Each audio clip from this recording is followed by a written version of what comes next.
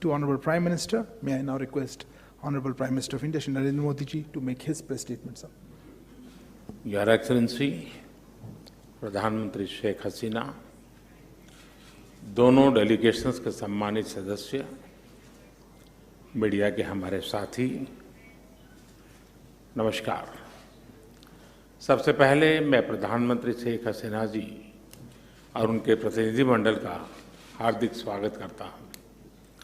पिछले वर्ष हमने बांग्लादेश की स्वतंत्रता की 50वीं वर्षगांठ, हमारे डिप्लोमेटिक संबंधों की स्वर्ण जयंती और बंगबंधु शेख मुजीबुर रहमान की जन्म शताब्दी को एक साथ मनाया था। पिछले वर्ष 6 दिसंबर को हमने पहला मैत्री दिवस भी साथ मिलकर पूरी दुनिया में मनाया। आज प्रधानमंत्री शेख हसीना जी की यात्रा हमारे आजादी के अमृत महोत्सव के दौरान हो रही है और मुझे पूरा विश्वास है कि अगले 25 सालों के अमृत काल में भारत बांग्लादेश मित्रता नई ऊंचाइयां छुएगी। फ्रेंड्स, प्रधानमंत्री शेख हसीना जी के नेतृत्व में बांग्लादेश ने उल्लेखनीय प्रगति की है। पिछले कुछ सालों में हमारा आपसी सहयोग भी हर क्षेत्र में तेजी से बढ़ा है। आज बांग्लादेश भारत का सबसे बड़ा डेवलपमेंट पार्टनर और क्षेत्र में हमारा सबसे बड़ा ट्रेड पार्टनर है। हमारे घनिष्ठ सांस्कृतिक और पीपल टू पीपल संबंधों में भी निरंतर वृद्धि हुई है। आज प्रधानमंत्री शेख हसीना जी और मैंने सभी द्विपक्षीय, क्षेत्रीय और अंतर्राष्ट्रीय मुद्दों पर व्यापक चर्चा की। हम दोनों का मानना है कि कोविड महामारी और हाल के वैश्विक घटनाक्रम से सीख लेकर हमें अपनी अर्थव्यवस्थाओं को और मजबूत बनाना होगा।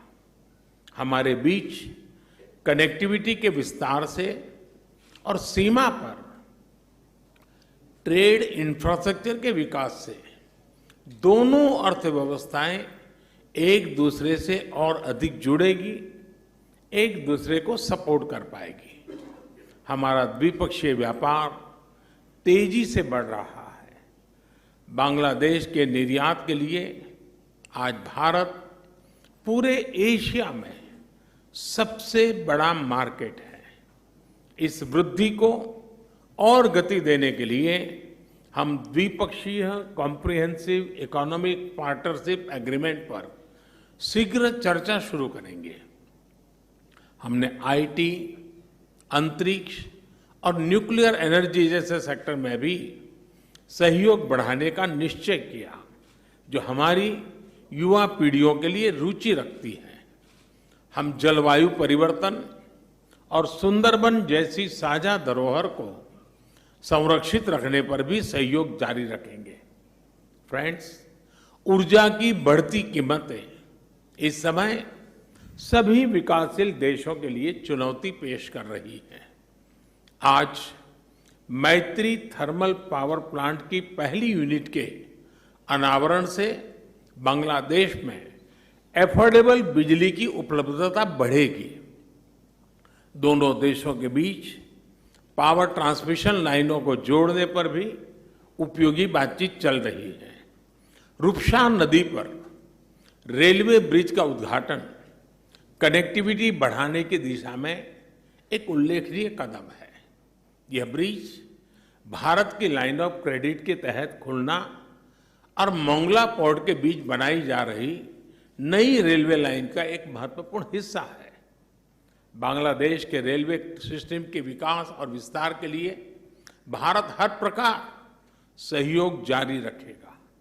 फ्रेंड्स, ऐसी 54 नदियां हैं जो भारत बांग्लादेश सीमा से गुजरती हैं और सदियों से दोनों देशों के लोगों की आजीविका से जुड़ी रही हैं।